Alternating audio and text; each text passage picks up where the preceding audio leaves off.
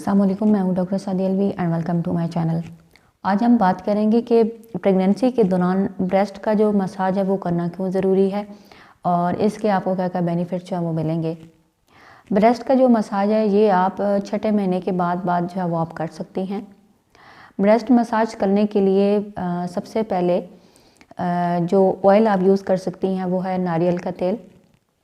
नारियल का तेल बेस्ट है आपके जो ब्रेस्ट मसाज है उसके लिए। अगर आपके पास नारियल का तेल अवेलेबल नहीं है तो आप जैतून का तेल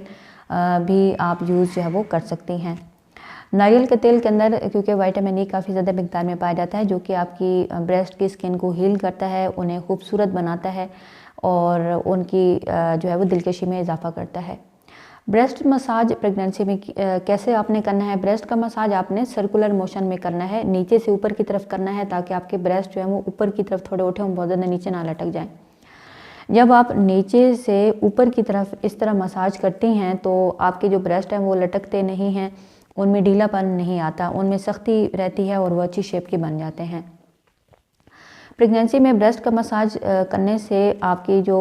डक्ट्स हैं जो मिल्क लाने वाली वो खुल जाती हैं और वो ख़वातीन जो कि प्रेगनेंसी में ब्रेस्ट का मसाज प्रॉपर तरीके से करती हैं तो डिलीवरी के बाद क्या होगा कि उनकी दूध की सप्लाई में इजाफा होता है, दूध अच्छे तरीके से बन पाता है और ब्रेस्ट की क्योंकि ग्रोथ अच्छे तरीके से होती है, जितनी अच्छी ग्रोथ होगी, जितनी नालियाँ खुली होंगी उतनी ज़्यादा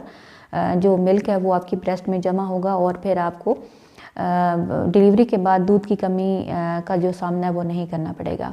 इसी तरह आपकी जो निपल्स हैं कुछ ख़वातीन की वो बिल्कुल अंदर की तरफ होती हैं, जिसका नुकसान ये होता है कि वो बाहर की तरफ नहीं होती तो बच्चे को फीडिंग करवाने में बहुत ज़्यादा आपकी दुश्वारी होती है, मिल्क जो है वो नहीं आ पाता। तो जब आप ब्रेस्ट का मसाज करती हैं, निपल का भी साथ जो है वो आप मसाज हो जाता है तो उसका फ़ायदा ये होगा कि निपल्स जो आपकी बाहर की तरफ थोड़ी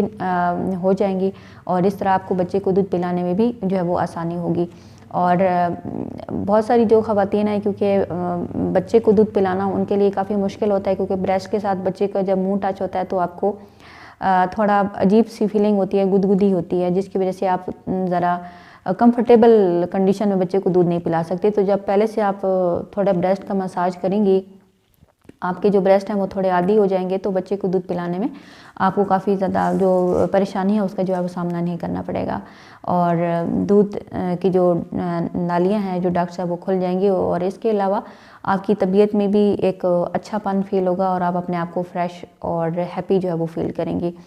ब्रेस्ट का मसाज कितनी देर तक करना चाहिए। आप 10 से 15 मिनट तक एक ब्रेस्ट का, फिर 10 से 15 मिनट तक दूसरी ब्रेस्ट का आप मसाज कर सकती हैं और मसाज जिस टाइम आपको इजी हो, चाहे रात को चाहे दिन को, आप उसी टाइम जो है वो कर सकती हैं और डेली बेस पे करें तो ज़्यादा जो है ये आपको जो है वो बेनिफिट देगा। तो आई होप कि आज की वीडियो आपको काफ़ी मदद देगी। वीडियो को आपने लाइक कर देना है, चैनल को भी सब्सक्राइब कर लेना है ताकि मज़ीद इन्फॉर्मेटिव वीडियोज़ आप तक पहुँचती रहें।